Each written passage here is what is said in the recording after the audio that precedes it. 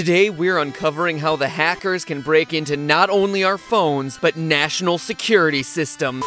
Please listen to me. They're trying to silence us, but we will not be silent. We can't let the hackers win. Share this mess. Our fate ends on it. Ooh, Hyrule Warriors is coming out. Let's do a Zelda video.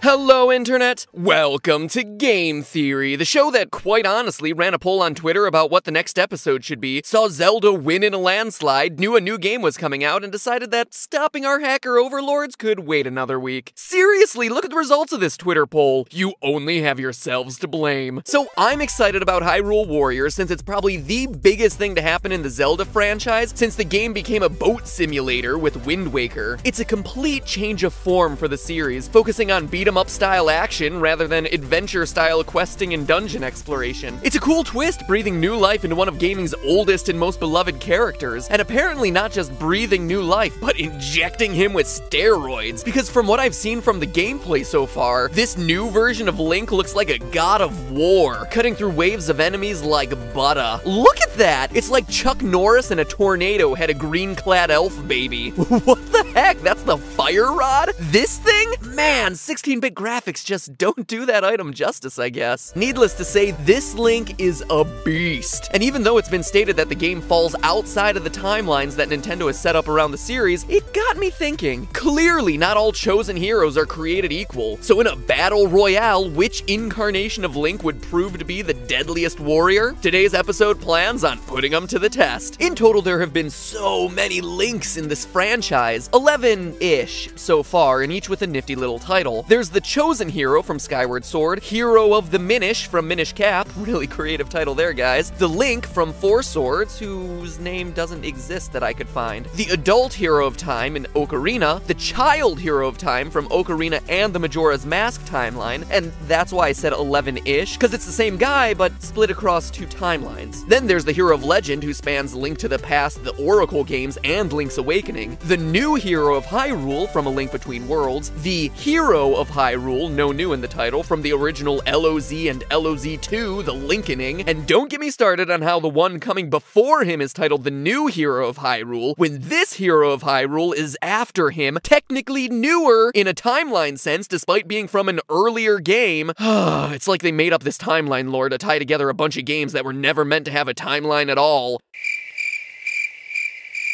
Yeah. The Hero of Twilight from Use Your Best Guess, the Hero of Light from Four Swords Adventures, and on to the last branch with the Hero of Wind from Wind Waker and Phantom Hourglass, and the Hero of Trains from Spirit Tracks. It's a very specific category to be hero of. Planes and automobiles? Sorry, you're out of luck until Legend of Zelda Enchanted Jetliner. And that, my friends, is the full roster. Now, let's get to comparing. Off the bat, we're going to eliminate the Four Swords links because their true power comes from being able to divide into 4 separate links. And while that's all well and good for them, we want to measure who is empirically the single strongest link. And the way we do that is via some categories. Sure, there are some obvious ones like strongest, smartest, most agile, but we need to factor in each hero's mounts, his arsenal, magic abilities, sword skills, marksmanship, underwater maneuverability, because we all know how tough that can be for him sometimes.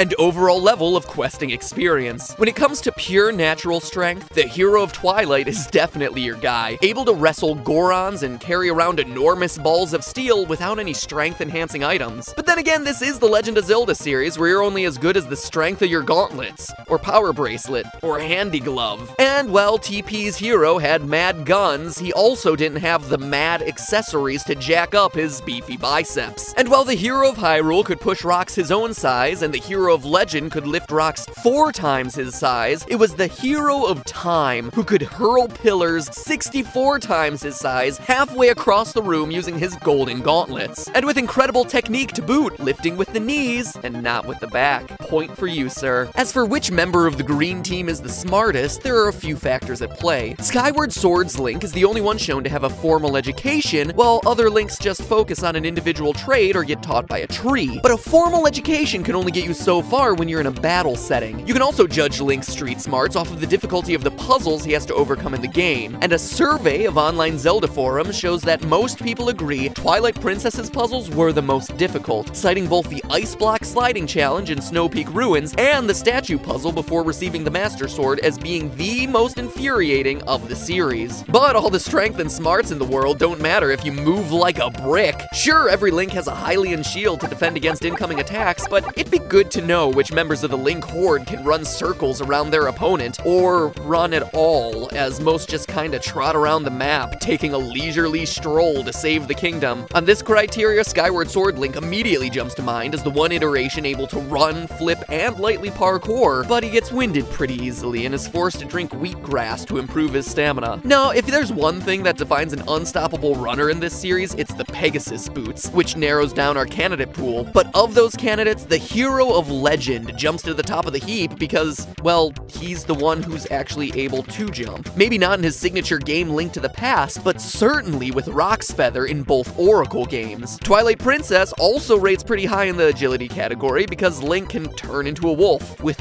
really good jumping ability, which is a nice segue to our next topic, animals. Let's talk mounts. Sure, there's the horse Epona, but not every Link has her, and some have very different mounts, like the Loftwings, the King of Red Lions, or a train. But while a boat has limited usefulness outside of water and very rarely is Hyrule flooded, and a train is limited by its tracks and is, well, just kinda lame, Epona and the Loftwings provide a pretty close match. But as illustrated in Skyward Sword, to operate the Loftwing effectively, you have to hang on with both hands, whereas Epona doesn't have that limitation. In fact, if the hero happens to be reincarnated as a trained ranch hand, you can ride while also shooting arrows and sword fighting, as shown by the expert mounted warrior, the hero of Twilight. And going one step further, he also happens to be the best marksman, equipped with the sniper scope of Hyrule, the Hawkeye goggles. And not just with a traditional bow, but also a crossbow from his time spent in Link's crossbow training. So far, TP has been pretty OP, but what can really make or break a legendary hero is their item stash. And for as cool and super useful as the spinner is, Twilight Princess ain't winning any awards in this category. No, the award for best arsenal goes to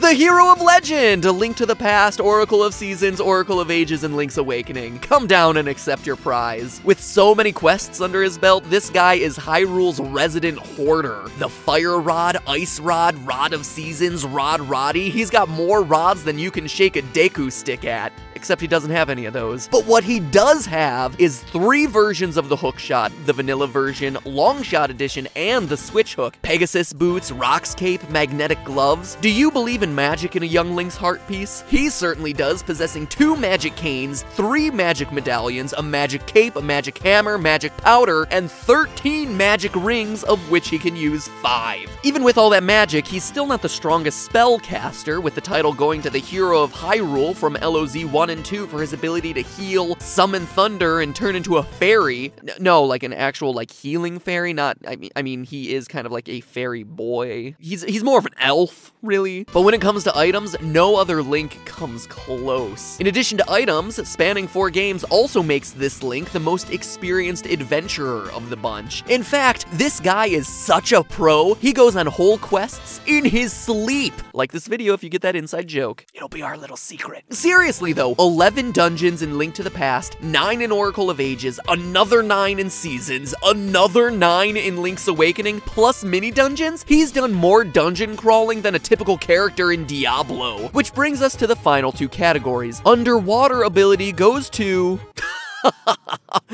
No, definitely not old Iron Boots over there. It's a close call between our two frontrunners, the hero of Legend and the hero of Twilight. The former can swim very easily using the mermaid suit, and he's got his trusty seed shooter to use underwater, but he also has the uncanny ability to use his sword. And not just use his sword, but use it fast, literally hacking through the competition. By contrast, Twilight Princess's Link has the Zora armor, which allows him to swim and breathe underwater, and though he may not have the use of his sword, he has the added benefit of water bombs. The ability to use a sword underwater, though, trumps those bombs, so slight advantage, hero of Legend. Finally, and perhaps most importantly, any battle between Links is likely going to come down to a sword fight. Just look at the matchups against Dark Link. So as our final category, who is the greatest swordsmith? And well, the hero of Hyrule learned some upward and downward slashes, and Minish Cap Link does a whole training series with the Blade Brothers and Tiger Scrolls. It's Twilight Princess that once again takes the title. By training with the hero's shade, our elfin ranch hand learns techniques that no other Link has ever been exposed to. The Mortal Draw, the Helm Splitter, the Back Slice. These are just a few of the highly advanced maneuvers the Twilight hero has at his disposal. And when your closest competition is horizontal swipe or awkward Wiimote stab, you've basically got your competition licked. So with all that being said, let's tally the results. Can we get a drum roll, please?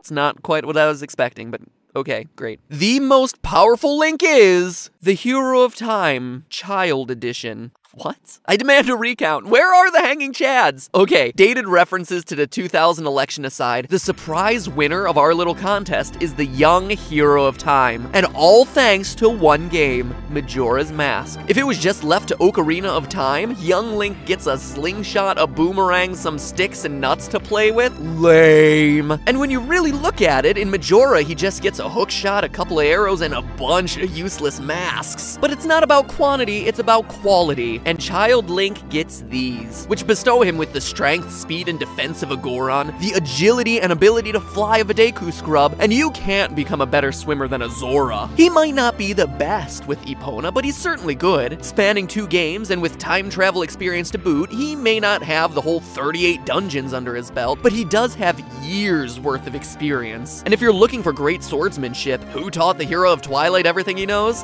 This guy. And who is that guy? This guy. Eventually. And sorry, TP, but for as cool as that wolf form is, you're not the only one to have it. Oh, and if you still don't believe me, there's this. The last transformation mask, the Fierce Deity Mask, equipping you with a sword twice as powerful as the Master Sword, and with a permanent magic beam. The youngest combatant in our little game also happens to be the most powerful. Go figure. There's also a high probability that he's dead, so I guess there's that. Meanwhile, I know we've given the hero of Trains. I can't even say it with a straight face. The hero of Trains a hard time today, but let's face it, you are quite literally the weakest Link. But hey, that's not the end actually, because I'd like to take this moment to answer one of the most frequent questions I get in my inbox from you guys, and that's how I learned to edit when I first started working on game theory, because I'll be honest, I started with 0 experience. Have you seen those early episodes? Yikes! And seriously, it was some of the most basic, fundamental things that were the hardest, because I didn't know what I didn't know. Sequence settings, matching frame rates, essential keyboard shortcuts. Well, to answer your question, I was completely self-taught using online video courses. And while YouTube was fine here or there, a lot of the videos were either outdated or poorly explained. The site I actually found most useful was lynda.com, L-Y-N-D-A. They had tons of online courses to teach me everything from the basics of Photoshop to advanced After Effects. For me, the Photoshop Essentials, Premiere Pro Essentials, and DSLR videos were probably the 3 most important ones that I watched while I was building my skill set. And Ryder's editing today's video, by the way. You're in college and they're using the same website, right?